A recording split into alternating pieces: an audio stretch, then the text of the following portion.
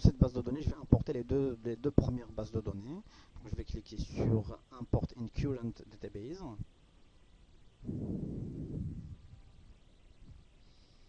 Et je vais choisir la première base de données qui se trouve dans le bureau, dans le dossier imidazole, imidazole, imidazole. Voilà, la première.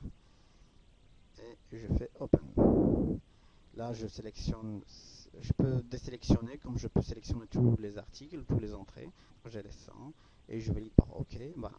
Remarquez que les trois premières références ont été ajoutées sur ma nouvelle base de données Untituled avec un étoile. C'est-à-dire qu'on n'a pas encore renommé, on n'a pas encore enregistré.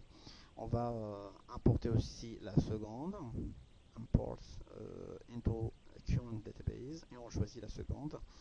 Open, je garde la sélection de des trois articles et je valide par OK. Ben voilà, j'ai les trois, j'ai récupéré les trois, plutôt les 6 articles, les 6 entrées dans la même base de données et je fais CTRL SAVE. Là, il me donne le nom pour valider le nom de ma nouvelle base de données, donc je vais l'appeler emid, emid.bip et je fais Save. Voilà ma nouvelle base de données. Alors là, pour le fichier de sortie, c'est là où c'est très intéressant. Donc, pour ma base emid.bip, je peux récupérer un fichier de sortie. En fait, il y en a 3 types de fichiers de sortie qui sont très intéressants. J'aimerais bien vous les montrer. Donc, une fois que vous êtes sur votre base de données que vous voulez exporter, vous allez cliquer sur le menu File, Save, plutôt Export, Export. Et là, vous pouvez choisir le type de fichier que vous voulez faire, que vous voulez donc choisir. Donc, on va enregistrer notre fichier dans le dossier imidazole. Voilà. Et on va le nommer, par exemple, emid. Alors, le premier fichier de sortie, on va choisir, on va choisir HTML table. Donc, il y en a HTML table, et vous avez HTML table with abstract et les références BibTeX. On va choisir celle-là, emid, et on va cliquer sur Save. On va choisir le second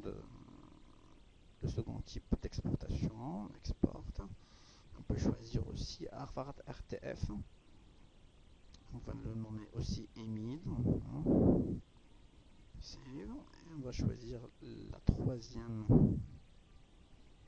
export. Et on a une autre,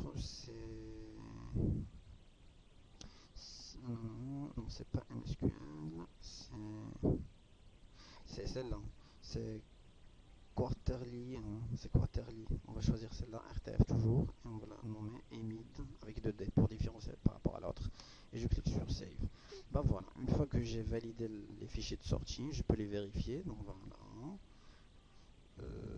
affichage, voilà. Donc j'ai les références, plutôt les fichiers ref pour JabRef.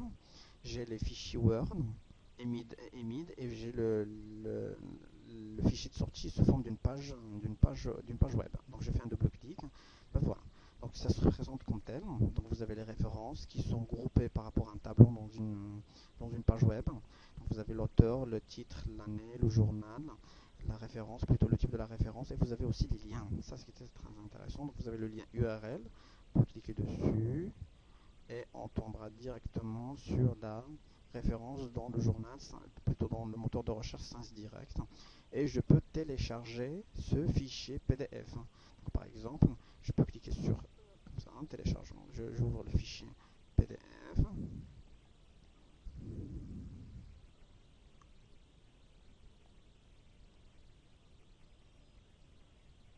Voilà, et je peux l'enregistrer en le linkant avec la référence, la première référence. On va faire un linkage, c'est-à-dire on va lier l'entrée BibTeX par rapport à son fichier PDF.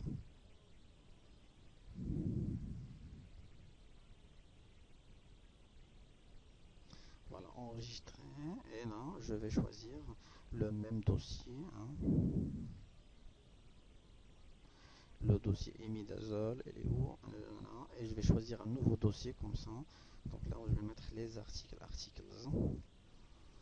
et je vais le choisir comme le premier article. Je vais le nommer 1 et je mets sur Save. Voilà, donc j'ai enregistré le fichier PDF. Donc, je peux revenir à ma table HTML et ainsi de suite. Remarquez aussi que vous avez les liens Abstract et BibTeX. Donc vous cliquez sur Abstract et vous aurez donc le résumé de votre référence. Et vous pouvez cliquer aussi sur BibTeX si vous voulez donc copier les données BibTeX et les insérer directement sur l'X. Ça c'est très intéressant si vous voulez donc partager des fichiers bibliographiques avec vos amis. Donc il vaut mieux donc d'envoyer un fichier comme tel qui regroupe les informations bien structurées et bien organisées avec les liens nécessaires pour bien gérer les références bibliographiques. Donc on ferme cette fenêtre et on revient à notre fichier de sortie. On a aussi le EMID. On fait un double clic.